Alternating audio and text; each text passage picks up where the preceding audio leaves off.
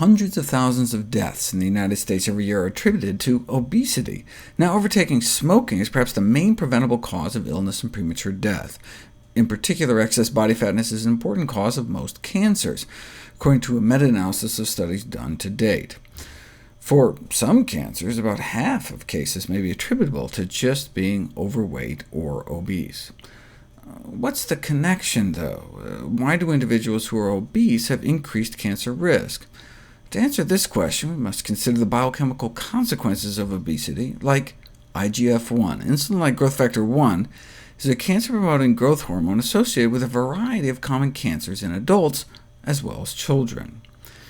Kids who got cancer had about 4 times the levels of IGF-1 circulating in their bloodstream, whereas people growing up with abnormally low levels of IGF-1 don't seem to get cancer at all, 0 cases out of 300 people.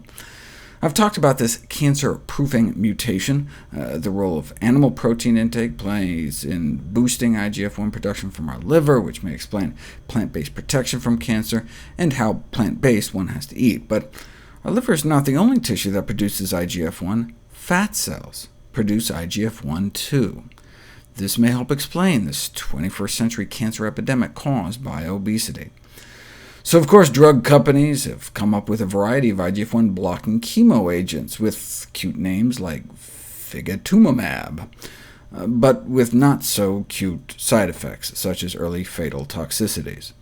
So perhaps better to lower IGF-1 the natural way by eating a plant-based diet, as vegan women and men have lower IGF-1 levels. Maybe, though, it's just because they're so skinny. The only dietary group that comes close to the recommended BMI of 21 to 23 were those eating strictly plant-based diets. So maybe it's the weight loss that did it. Maybe we can eat whatever we want as long as we're skinny enough. To put that to the test, we'd have to find a group of people that eat meat, but are still as slim as vegans, long-distance endurance runners, running an average of 48 miles a week for 21 years. If you run 50,000 miles, you too can maintain a BMI of even a raw vegan. So what did they find? If you look at the blood concentrations of cancer risk factors among the groups of study subjects, you see that only the vegans had significantly lower levels of IGF-1. That makes sense, given the role animal protein plays in boosting IGF-1 levels. But the vegan group didn't just eat less animal protein, they ate fewer calories, and in rodents at least, caloric restriction alone reduces IGF-1 levels. So OK, maybe low IGF-1 levels among vegans isn't due to their slim figures, but maybe the drop in IGF-1 in vegans is effectively due to their unintentional caloric restriction. OK, so let's compare vegans to people practicing severe calorie restriction. They recruited vegans from the St. Louis Vegetarian Society and went to the Calorie Restriction Society to find folks practicing severe calorie restriction. What did they find? Only the vegan group got a significant drop in IGF-1.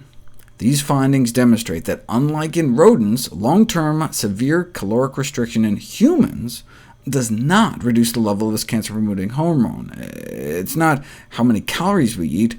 Protein intake may be the key determinant of circulating IGF-1 levels in humans, and so reduced protein intake may become an important component of anti-cancer and anti-aging dietary interventions.